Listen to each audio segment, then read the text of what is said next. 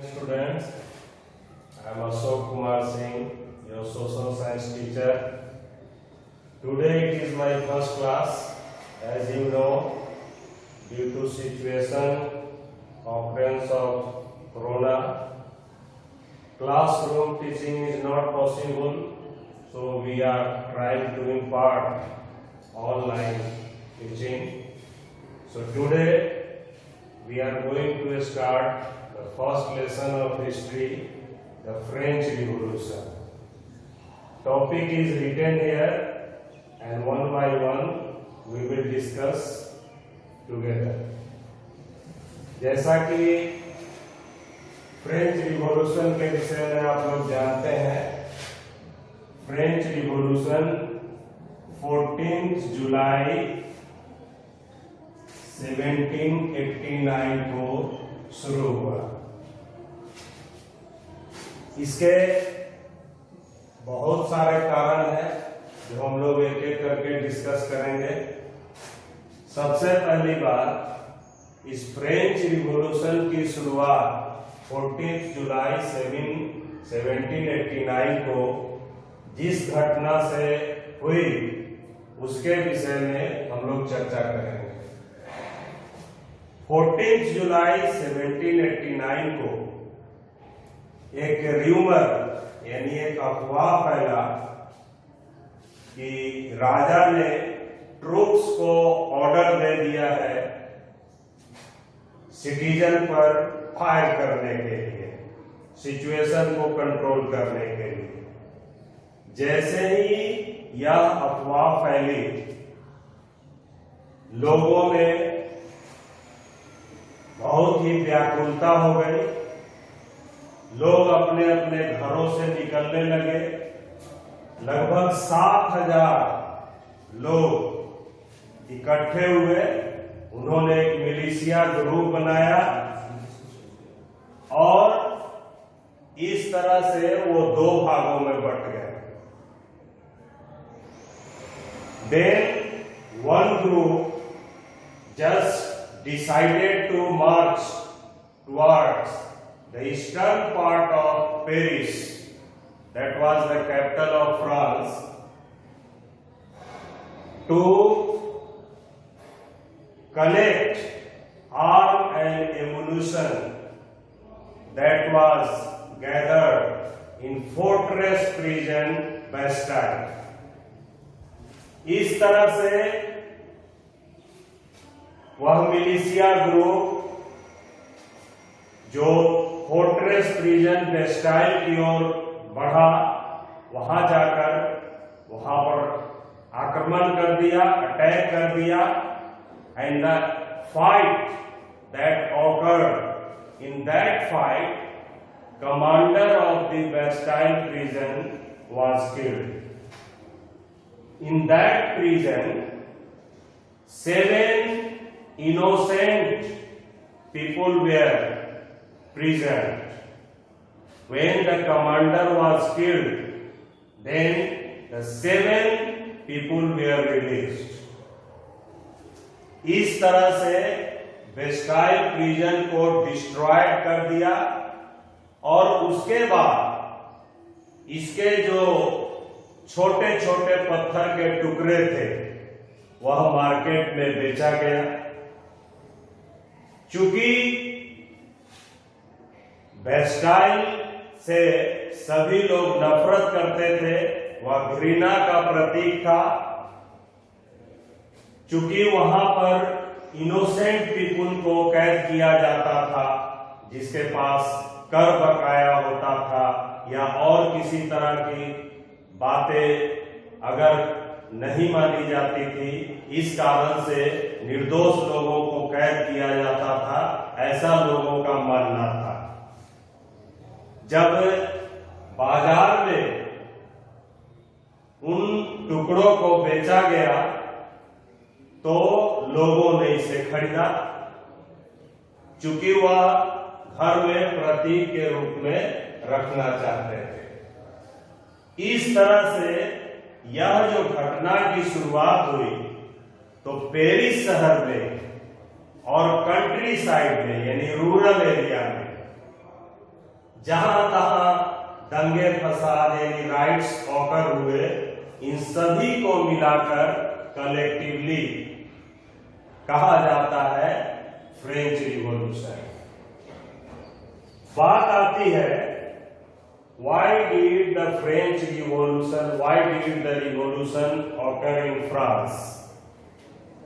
There are so many causes, but the most important causes are, the first one is that due to social awareness,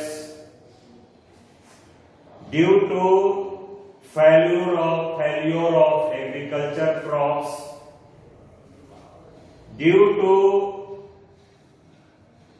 idea of the philosophers that inspired the people of France to go against the rule and regulation. तो ये सब causes हैं।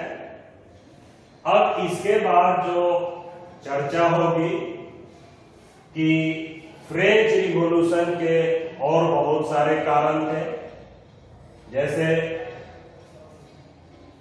14 जुलाई 1789 को यह घटना शुरू हुई। यह घटना जब शुरू हुई उस समय 1774 में लुईस 16 वहां का राजा बना और जस्ट उसकी शादी हुई थी ऑस्ट्रिया की प्रिंसेस राजकुमारी मैरी एंटोनिएट से। जिस समय लुईस 16 राजा बना, किंग बना, उस समय खजाना बिल्कुल खाली हो चुका था, ट्रेजरी बिल्कुल एम्प्टी था। इसके भी कारण है कि ट्रेजरी क्यों बिल्कुल एम्प्टी था। जिस समय वह राजा बना उसके बाद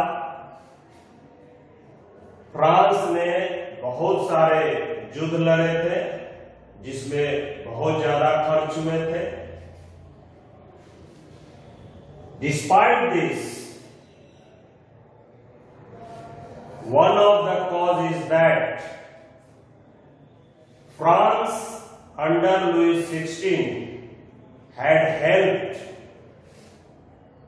13 colonies of America to get independence against Britain. So these are the causes of empty treasury. चूंकि ट्रेजरी एम्प्टी था, खाली था और बहुत सारे खर्च थे, जैसे कि जो वर्सेलिस में जो मैग्निफिसेंट कोर्ट था उसका खर्च, army, university, colleges, school maintain करने का खर्च, जो फ्रांस पर कर्ज था 1 लाइवर से बढ़ के इंटरेस्ट सहित 2 लाइवर्स हो गया था। लाइवर्स जो फ्रांस का यूनिट ऑफ करेंसी था। इसके अलावे और भी जो तरह तरह के खर्च थे, इन सभी को पूरा करने के लिए और चूंकि खजाना बिल्कुल खाली था, लुईस 16 को खर्च का उपाय करने के लिए एकमात्र उपाय था टैक्स बढ़ाना।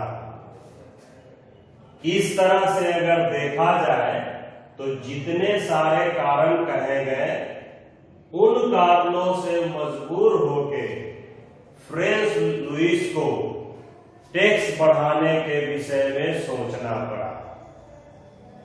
अब जहां तक टैक्स बढ़ाने की बात है,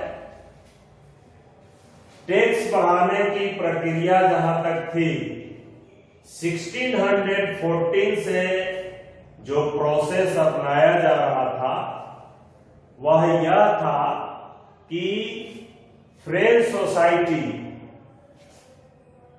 एक पॉलिटिकल बॉडी में ऑर्गेनाइज था जिसको ई एस्टेट जनरल कहा जाता था, और जब भी टैक्स बढ़ाना होता था तो ई एस्टेट जनरल की मीटिंग बुलानी पड़ती थी। अब इसी तरह से हम लोग इसके विषय में पढ़ेंगे कि फ्रेंच सोसाइटी कैसे ऑर्गेनाइज था। जैसा कि मैंने कहा, the French society was organised into a political body that was known as the E estate general. This e-estate general was divided into three parts: the first e-estate general, the second e-estate general, and the third e-estate general. The first e-estate general, the first e-estate was constituted by the clergy. That means the church people. The second e-estate was constituted by the nobility, means royal family, and the third e-estate was constituted by common people, the rest people. इस तरह से French society 3 ई-एस्टेट में बटा हुआ था। जैसा कि मैंने बतलाया, फर्स्ट ई-एस्टेट जो बनता था चर्च पीपुल से, सेकेंड ई-एस्टेट नोबिलिटी यानी रूलिंग क्लास पीपुल से, थर्ड ई-एस्टेट कॉमन पीपुल से। फर्स्ट ई-एस्टेट और सेकेंड ई-एस्टेट दोनों मिलाकर पूरे पॉपुलेशन का 10% था, लेकिन 60% लैंड उनके पास था। थर्ड ई-एस्टेट 90% पॉपुलेशन था उनका, लेकिन 40% लैंड था, वह भी कुछ ही लोगों के पास। फर्स्ट और सेकेंड ई-एस्टेट को जन्म से एक अधिकार प्राप्त था।